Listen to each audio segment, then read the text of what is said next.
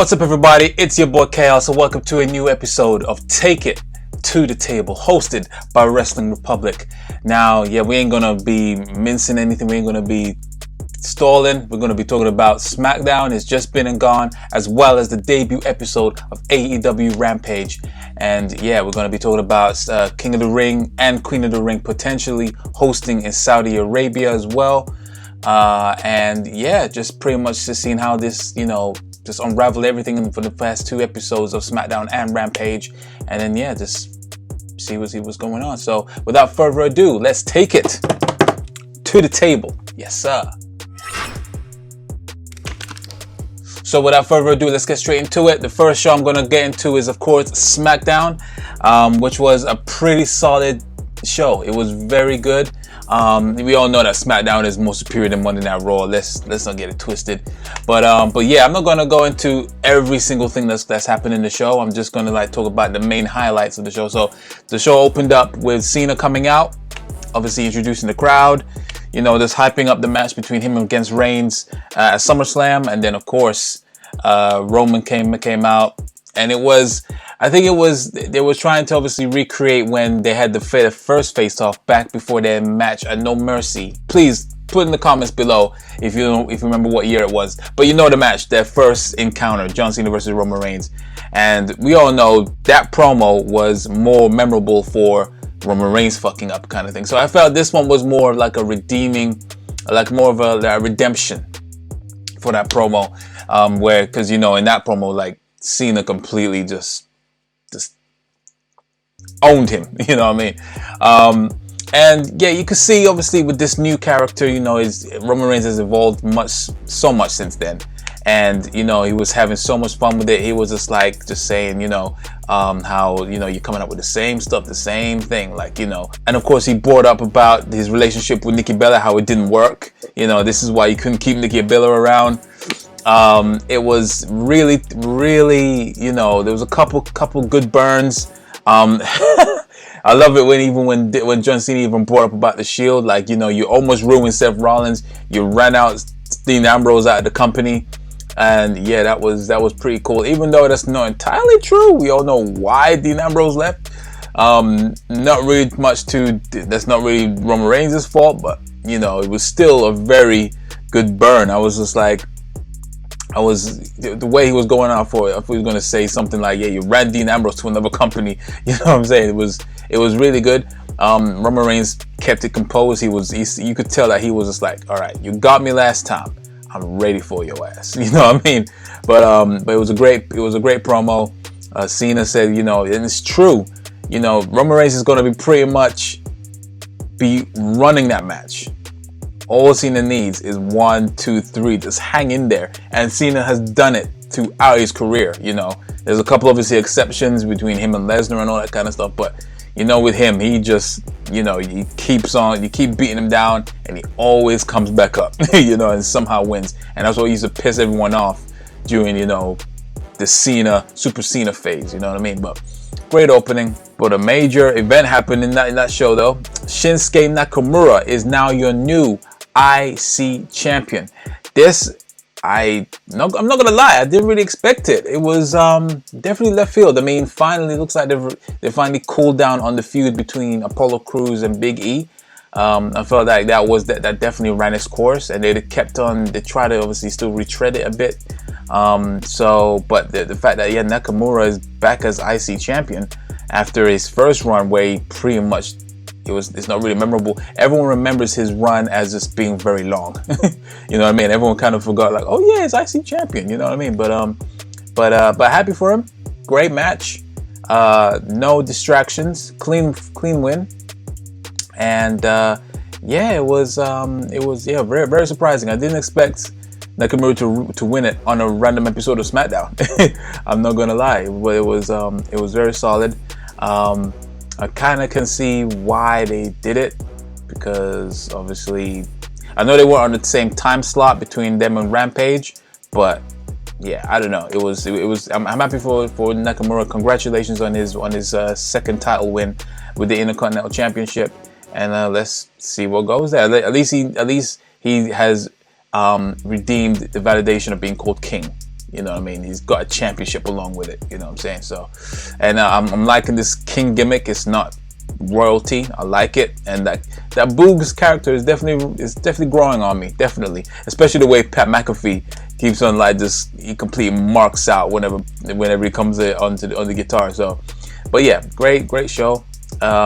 Those were the two highlights. Obviously, you saw Sasha Banks get come face to face with Bianca Belair, and now she's got a little squaddy with her. She's got a squad with Selena Vega and Carmella, and yeah, it looks like they're gonna be running it back between them two. So that's a very interesting team right there. Very interesting. Let's see where it takes it from where it goes from there. But I'm all for Bianca to win and retain at SummerSlam, 110%. Yeah, actually my thoughts on the Cena and Reigns match of SummerSlam. Let me just quickly run through that. So yeah, I mean, I'm still for Reigns. I want him to keep the title until WrestleMania. I definitely want him to keep it until WrestleMania. Someone big, maybe Big E to go and cash in. But now there's also some situation with Baron Corbin stealing Big E's suitcase. I hope they don't mess this up and then all of a sudden Baron Corbin cashes it in. They should probably go back to when The Miz had it and then John Morrison cashed in and then but still lost. But then it wasn't The Miz that cashed in, it was John Morrison. If you know what I mean? If they can run that back and say, okay, this carries on, but it should be null and void. He's not the Money in the Bank contract holder. He's gonna do some bullshit. Big E is gonna just whip his ass. Basically, he's gonna kill him, understandably so. But yeah, great episode of SmackDown. So yeah, just keep it going. I can't wait for the SmackDown side of SummerSlam. I really can't wait. There's some great matches. Sasha Banks, Bianca Belair, Roman Reigns, and John Cena. Finn Balor is most likely going to be in the card. It's Seth Rollins gets Edge. Oh, it's great. It's very, very good. So yeah, my rating for SmackDown this week is a solid 8.5 out of 10. Can't go wrong. There's rarely been, if anything, there's been an average episode of SmackDown, but it's not like below average like Monday Night Raw. You know what I mean? So yeah, can't fault it. No rants this week. No rants in this episode. And yeah, let's get straight to AEW Rampage. So, AEW Rampage was this Friday, last night, yeah, it was the debut episode of AEW Rampage, set in Pittsburgh, Pennsylvania, same location as Dynamite this week, and yeah, it really AEW quality. It was really good. Matches were solid, and yeah, I forgot that it was just an hour. So it's because I was sitting down, I was ready for another 2-hour show, and it was just 1 hour. So it's like it's very bite-sized, a very bite-sized episode. Sorry.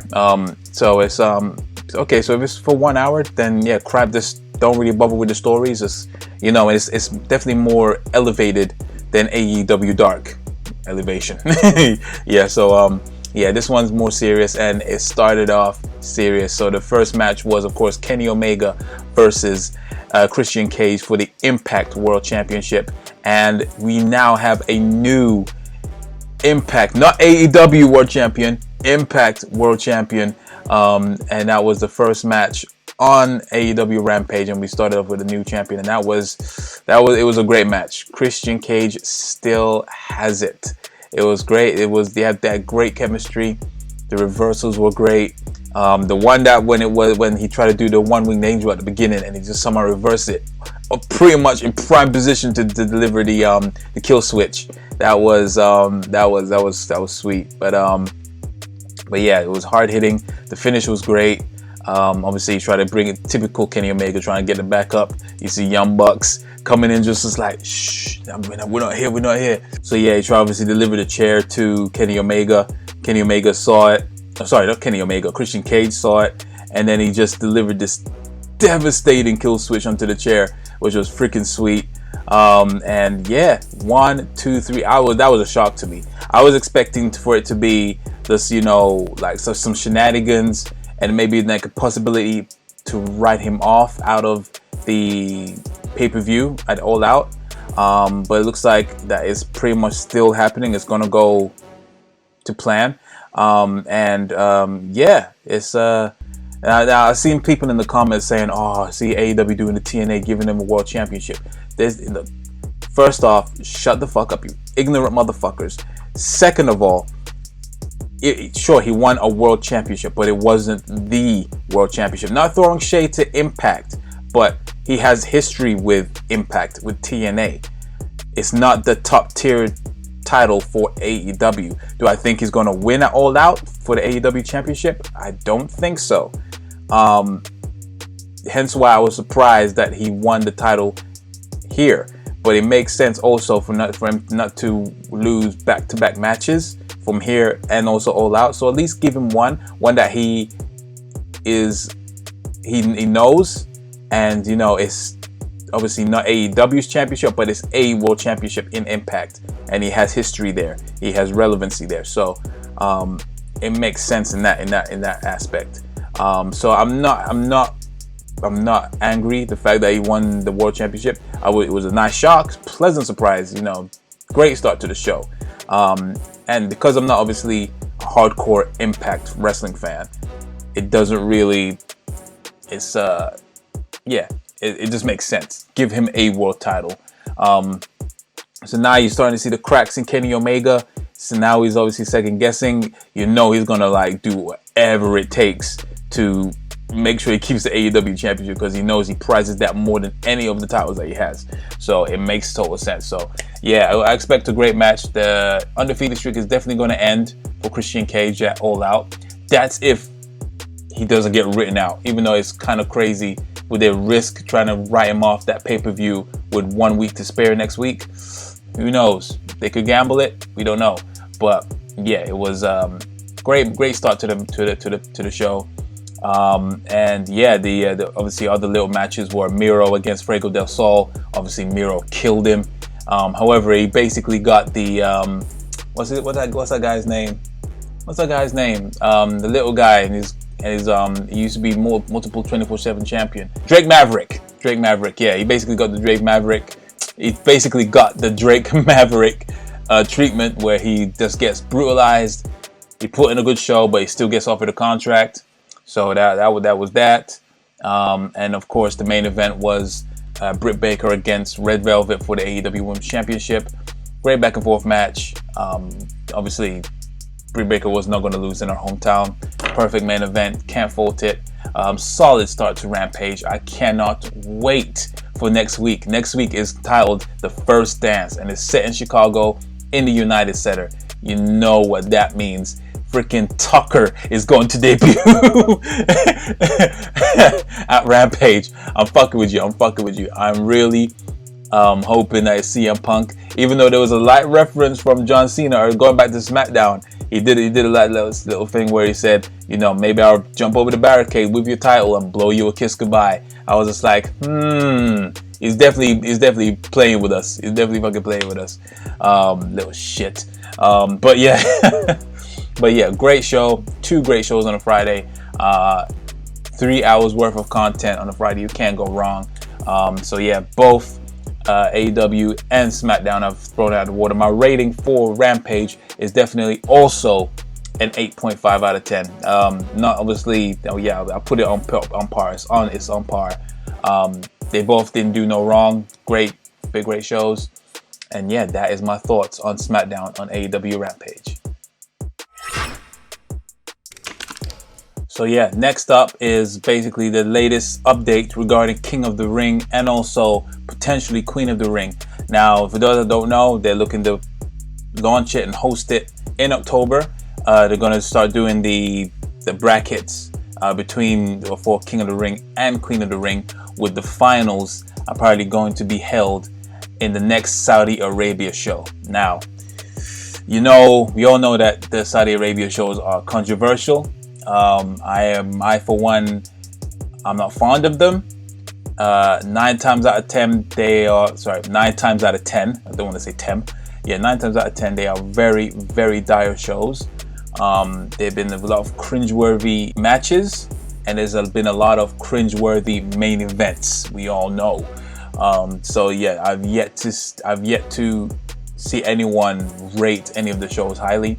So I'm not really looking forward to them, because obviously it's most likely someone's going to come out of retirement and embarrass themselves, or it's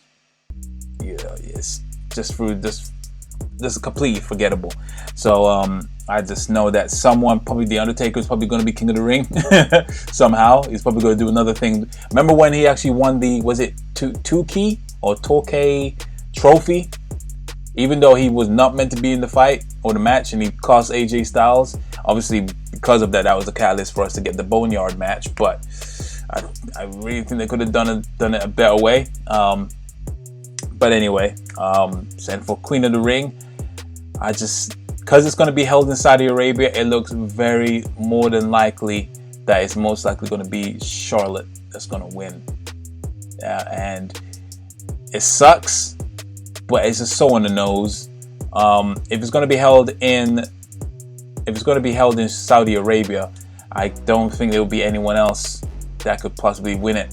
Because I just know they're not going to take it seriously. They're going to just do it just to appease the fans. It's either going to be Charlotte, or it's meant to be Charlotte, and then somebody changes to maybe, I don't know, Trish Stratus, or maybe someone of their own. Maybe it could be a Saudi Arabian wrestler. I don't know. It could be one of those things, but I just the way it looks, or the way they're looking, if they're going to host the finals there, I'm not holding my breath on this one. It really did. I was hoping it was going to be something like a Mae Young Classic, where they're going to bring everyone from all the brands. That would be great, and maybe a couple outsiders. Why not? But yeah, it's going to be just glitz and glamour, and they're going to say this, obviously make this whole thing about, it's a major event that's happening in Saudi Arabia where women can actually wrestle and whatnot. So yeah, it's going to be a bit of a madness. Not looking forward to it, but we'll see what happens. Maybe I'm being a bit too hastily with my judgment, but yeah, it is what it is. But yeah, other than that, this is going to be pretty much a quite quick, simple episode of what I just fill you guys in with what happened on SmackDown and with what happened on AEW Rampage. Yeah, just a nice end to the weekend. 110%.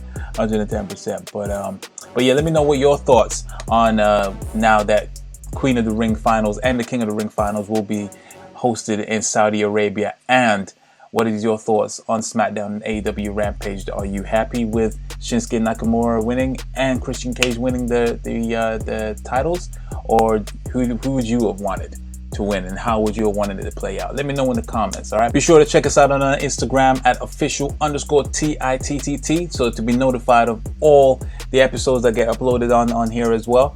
And for more news, debates, opinions, breaking news, all that, make sure you go and check out WrestlingRepublic.com, along with their Instagram at Wrestling Republic, to make sure you go and check out all the breaking news there, as well as also this episode will also be posted on IGTV as well. So be sure to check us out. I have been your host, Chaos, and this has been Take It to the Table, guys. Until next time, peace.